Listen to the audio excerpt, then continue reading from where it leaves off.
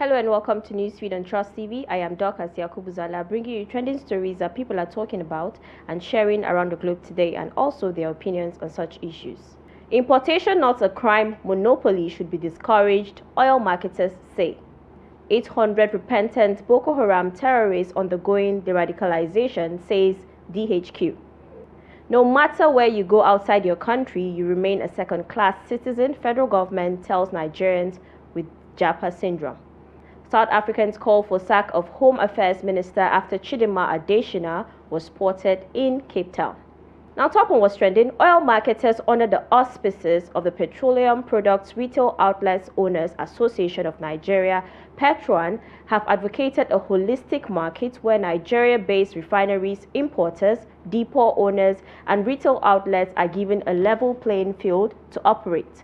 The oil marketers said they are more concerned about the availability and affordability of petroleum products in the country, whether through home refining or importation.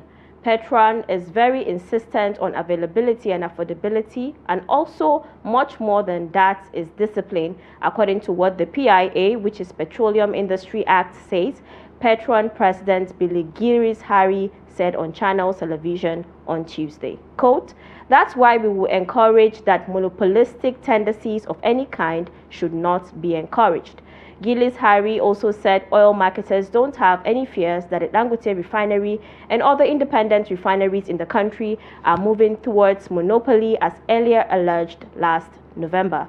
The Petron boss said his members have no special loyalty to any of the refiners in the country, including the Dangote refinery and the Port Harcourt and Warri refineries managed by the Nigerian National Petroleum Company Limited. Now reacting, one I am Shola wrote, "How can you say importation is not a crime? Do you know the negative effects on our economy?" Next one is from a user with the handle name MainBrainBox, and it reads, "Dangote knows what to do. Just open your own filling station everywhere in the 36 states." And the last reaction on this story says, "Right, but importation of rice and other agricultural products are banned because it threatens local production. How ironic." Next one was trending. Embattled former governor of Kaduna State, Nasir El-Rufai, says he won't opt for exile despite the many rumors that he might be arrested and tortured by the Bola Tinubu administration. El-Rufai, who has been embroiled in the battle of words with the presidency and the ruling All Progressives Congress (APC), said he won't be intimidated by the current administration. The former governor, in a response to a post by an ex-user, Imran Wakili, on the alleged plot to arrest him, said he would return to Nigeria from Egypt before February 20th, 2025.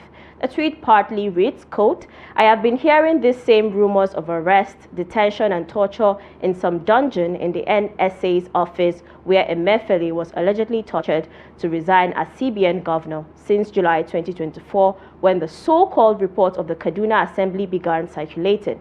They freaked out when we challenged the legality of the premeditated defamation and went to every length to compromise the judicial process, and this is continuing at the Court of Appeal. They have sent such similar messages of intimidation and threats through many of my friends, family, and political associates because they want me to go on self-imposed exile. I will not.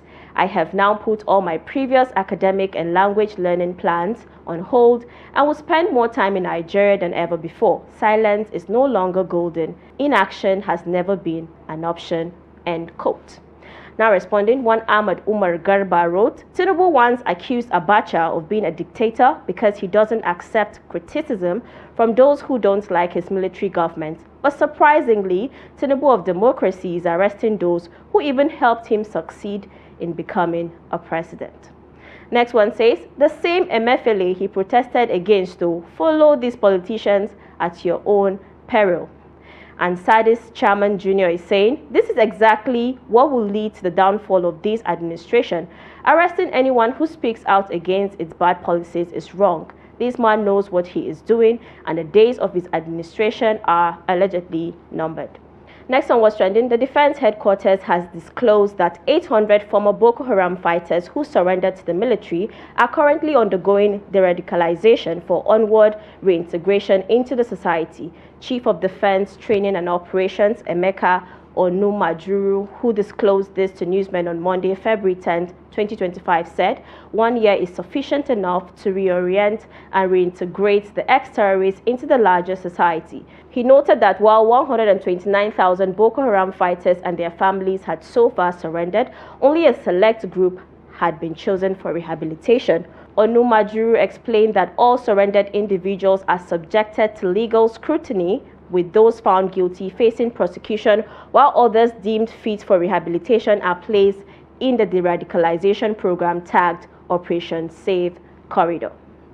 Now, one Mahdia Muhammad wrote, "Watch how they will go back to being what they were before. You can't train someone that wasn't trained to learn how to understand humanity. They were trained for years to do something that includes killing and kidnapping, but either way, we wish you luck."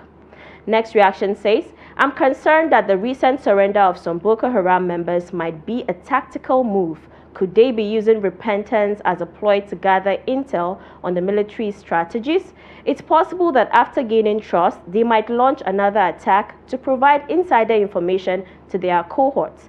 I think it's crucial for the authorities to thoroughly vet these individuals and consider the possibility of an ulterior motive. We shouldn't rule out the possibility that these might be Boko Haram's second tactic. Vigilance is key."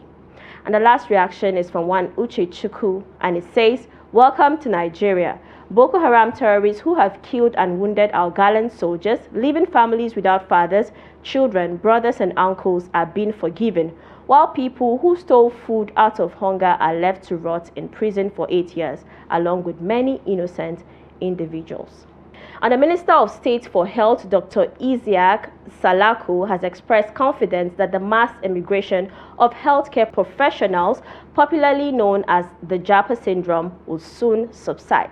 Speaking during a working visit to the University of Benin Teaching Hospital, UBTH, on Monday, Salako credited this optimism to the focused reforms and policies introduced by President Bola Tinubu's administration aimed at strengthening the health sector. He emphasized that improving doctors' salary alone would not resolve the challenges facing the healthcare sector. Salako urged healthcare professionals to embrace patriotism and consider the long-term benefits of staying in the country. Quote, "East or west, home is best. No matter where you go outside your country, you remain a second-class citizen," end quote, he said. The minister also linked the Japa syndrome to broader economic issues, noting that it required a comprehensive approach. Now, one Mr. Black 247 wrote, "It's better to be second-class citizen in a country where there is security, good roads, water, and constant electricity." Next one says, "Are you not also second-class in a country where anybody will take 5K senior you can also jail you anytime they choose? That's the new thing." And a user with the handle name First Magician is saying, "It's the way their children remains in other countries, but they try every means to avoid Nigerians from leaving the country." And the Central Bank of Nigeria, CBN, says charges will now apply anytime customers use the automated teller machines, ATMs, of banks other than theirs. This was contained in a circular dated February 10, 2025 and addressed to all banks and financial institutions. The Apex Bank's Acting Director of Financial Policy and Regulation Department, John Onoja. The CBN directed banks and other financial institutions to apply the following charges with effect from March 1, 2025. The Apex Bank said while customers withdrawing at the ATMs of their banks and financial institutions won't be charged, customers withdrawing from the ATM of other banks would now be charged 100 naira per every 20,000 naira. The CBN said for off-site ATMs, automated teller machines not on a bank's premises, like those at shopping malls, eateries, and other public places, a surcharge of not more than 500 naira per every 20,000 naira will apply in addition to the statutory 100 naira fee for withdrawals by customers of other banks' ATMs. The Apex Bank attributed the reviewed charges to rising costs and a need to improve the efficiency of ATM services in the country. And the first reaction we're taking on this story says, Tinubu built Lagos, he's building Nigeria with cement. Next one is from one Kolu Walana, and it says, CBN POS, Nigeria and her wonders. I am just imagining, on an average, 2 million Nigerians use ATM outside of their banks per day. That's 200 million naira per day, multiplied by average of 24 days in a month, which is about an average of 4.8 billion naira per month. Now consider 1 million Nigerians using ATM outside the banks and they are charged 500 naira per withdrawal of 20,000. That's about minimum of 500 million naira per day. Then by 24 days, that's 12 billion naira per month. This calculation is just on the minimum. Nigerians, welcome to the tax level of wonders, brought to you by CBN. God help Nigeria, it's well.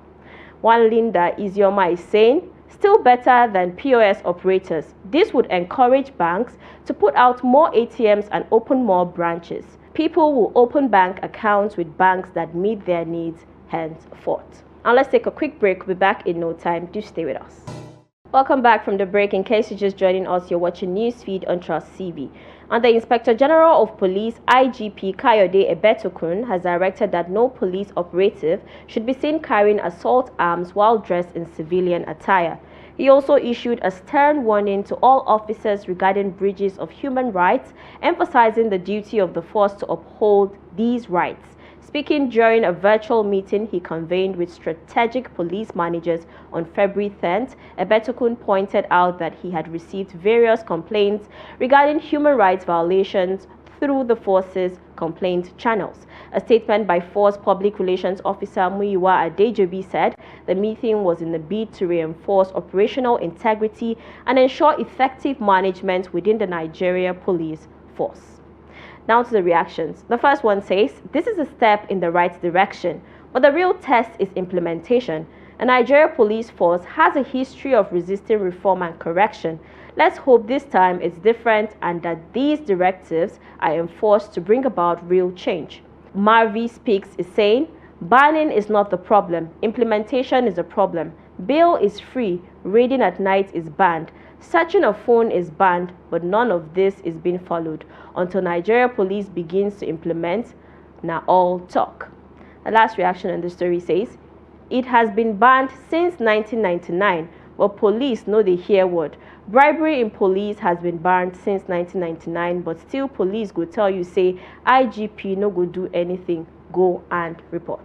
Next on what's trending, actor turned politician Kenneth Okonkwo has announced his resignation from the Labour Party effective February 25th, 2025. Okonkwo announced this in a lengthy post on X on February 11th. He mentioned that his decision to resign from the party is because the party is, quote, non-existent as presently constituted, end quote. Okonkwo, also a lawyer, said that if Abure was interested in the emergence of a southern candidate in Labour Party to challenge President Bola Tinubu in the 2027 presidential election, he would cede the position of national chairman to the North. Now reacting, one Stella said, thought he had resigned since last year, so he was still in the party whilst accepting interview to talk down on the party's candidate. Next reaction reads, I thought he had resigned since. He has never been a firm person. Even in his movies, he has never been convinced of himself, always a pushover.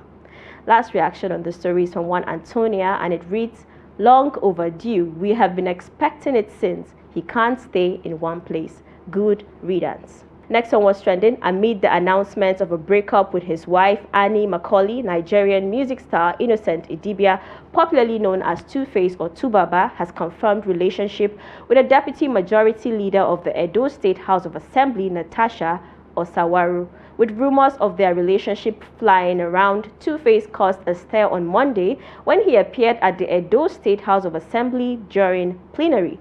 While many on social media wondered what his appearance at the house was for, others viewed that as a confirmation of the rumored romance with the Edo State lawmaker. However, the legendary singer addressed the rumors in a video posted on his Instagram handle early Wednesday morning. Recall that in January, Two-Face shocked the social media space when he announced that he and his wife Annie have been separated for a while and have filed for a divorce. Let's take a look at the video.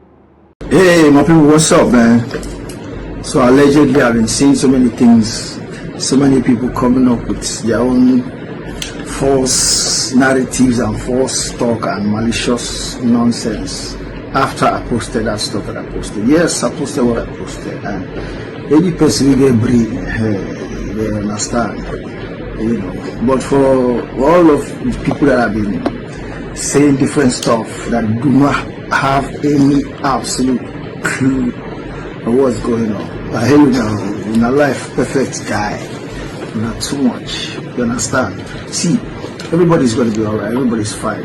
There's no fights, there's no quarrel, there's nothing. I said what I said.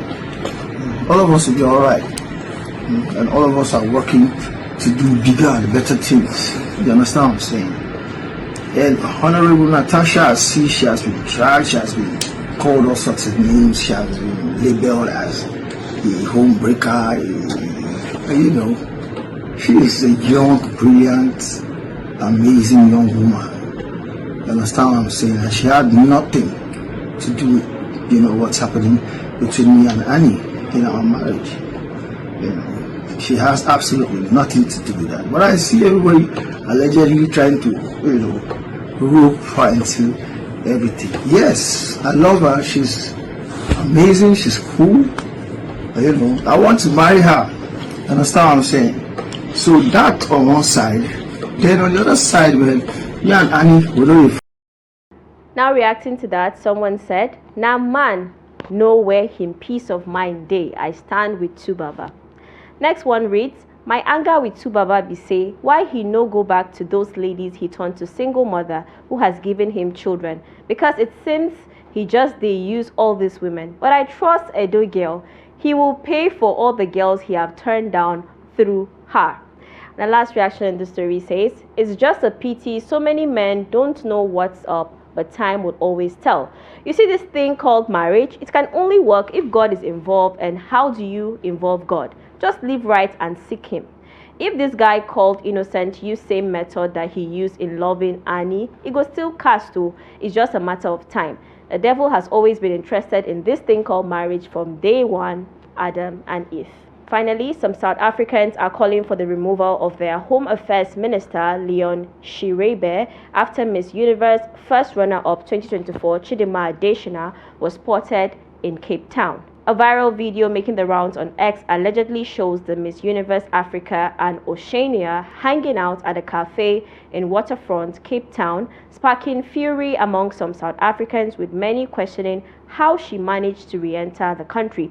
In October 2024, the Department of Home Affairs claimed that an investigation had found that there was evidence that Adesina's mother may have committed fraud and identity theft. The department further announced that it had cancelled Adesina and her mother's IDs and travel documents after they failed to adhere to an order to make submissions as to why their documents shouldn't be revoked. Adesina was forced to withdraw from the Miss South Africa competition amidst backlash and accusations of not being a South African. The beauty queen became a target of xenophobic attacks due to her mixed heritage. Her father is Nigerian, while her mother has Mozambican roots. The situation escalated when claims of identity fraud related to her mother surfaced, prompting the department to investigate her citizenship status. Adesina decided to step down from the SA competition and later went on to win the Miss Nigeria Beauty pageant. Now, one Nelly Patrick wrote, "Jail her. What did she go back there to do? People who rejected you?" Next one reads, "The hate in their hearts runs deeper than the ocean. Misplaced aggression." The last reaction we're taking on the program today says, "This same South Africa is crying and whining about the US government racially targeting them. South Africans only inherited racial attributes from their white counterparts and failed to inherit their innovation." And that's a wrap on the program today. Do also follow us across all our social media platforms for more programs, news, and documentaries. Until next time, goodbye.